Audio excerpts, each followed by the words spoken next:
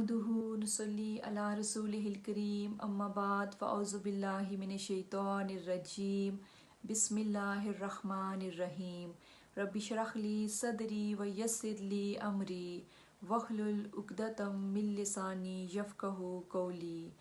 आज मैं जिस टॉपिक पे बात करूँगी वो है मुसलमान के मुसलमान पर 6 हक़।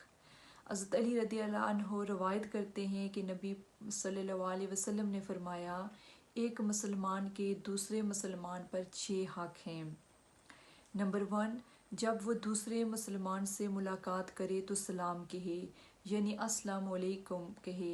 इसमें मज़ीद इजाफ़ा भी किया जा सकता है, यानी वो कहे अस्सलामु अलैकुम व रहमतुल्लाहि व बरकातुहू। दूसरा हक़, जब एक मुसलमान किसी दूसरे मुसलमान की दावत करे तो दूसरा मुसलमान इसको कबूल करे। इसमें अमीर गरीब वगैरह की कोई कैद नहीं, यानी मुसलमान जब किसी की दावत करता है तो उस अमीर लोगों के साथ साथ गरीब लोग भी शामिल हों। अगर उस दावत में गरीब लोग शामिल नहीं होंगे तो वो दावत खैर से खाली होगी, चाहे वो दावत दोस्ती की हो या रिश्तेदारी की। ऐसा हो ही नहीं सकता कि किसी के जितने भी दोस्त हों वो सब के सब अमीर हों, या जितने भी रिश्तेदार हों वो सारे के सारे अमीर हों।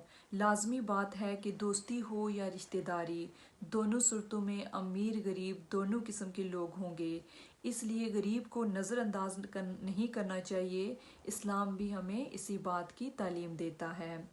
हक़ नंबर 3 है, जब किसी मुसलमान को छींक आए तो वो अल्हम्दुलिल्लाह कहे, तो सुनने वाला यरहमुकल्लाह कहे, यानी जिसको छींक आए वो भी दुआ पढ़े और जो छींक सुन रहा हो वो भी उसका जवाब दे।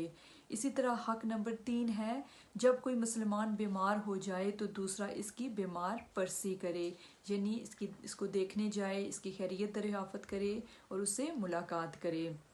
इसी तरह हक़ नंबर 5 है, जब कोई मुसलमान फोत हो जाए तो इसके जनाजे के लिए इसके जनाजे के साथ जाया जाए, हो सके तो इसको दफना कर वापस आए, यानी जनाजा पढ़ना भी ज़रूरी है। अगर वक्त ना हो तो वो जनाजा पढ़ के भी वापस आ सकता है, मगर दफनाने के बाद वापस आएगा तो बहुत ज़्यादा फजीलत मिलेगी, वगरना अगर वो जनाजा पढ़ के ही वापस आ जाते हैं तो वो भी हक़ अदा हो जाता है। आज के इस मादी दौर में इस हक़ से पहलुतही की जाती है कि फजूल रस्म और रवाज को हम सब आगे बढ़ा रहे हैं, यानी बढ़ चढ़ कर उनमें हिस्सा लेते हैं, लेकिन सुन्नत के कामों में बहुत ही पीछे हो रहे हैं। अल्लाह ताला से दुआ गो हैं कि अल्लाह ताला हमें समझ बूझ अता फरमाए और हम नबी पाक सल्लल्लाहु अलैहि वसल्लम के बताए हुए तरीक़ों पर अमल कर सकें। आखिरी हक़ जो कि 6ठा हक़ है वो ये है कि जो चीज़ अपने लिए पसंद करे वही दूसरे के लिए भी पसंद करे।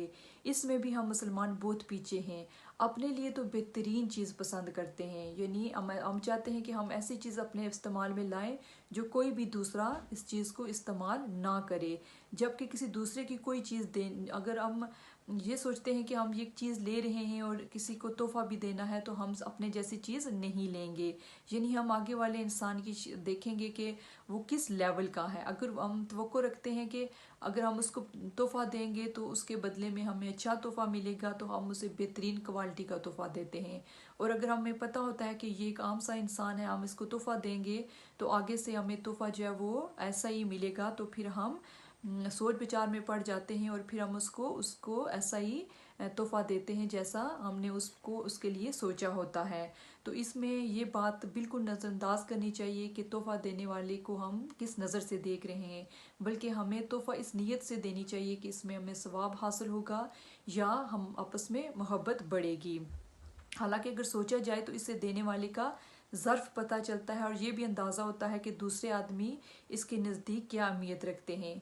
अल्लाह ताला का फरमान है कि तुम इस वक्त तक नेकी को नहीं पा सकते जब तक तुम अपनी पसंदीदा चीज़ अल्लाह की राह में खर्च ना करो। तो इस फरमान की रोज़ से हमें अपना अपना हिसाब लेना चाहिए कि मैं किस पाए का मुसलमान हूँ। अल्लाह ताला से दुआ गो हूँ कि अल्लाह ताला हमें सच्चा पक्का मुसलमान बनने की तौफीक अता फरमाए और हम हमेशा वही दूसरों के लिए करें जो हम अपने लिए सोचते हैं। अस्सलाम वालेकुम व रहमतुल्लाहि व बरकातुहू।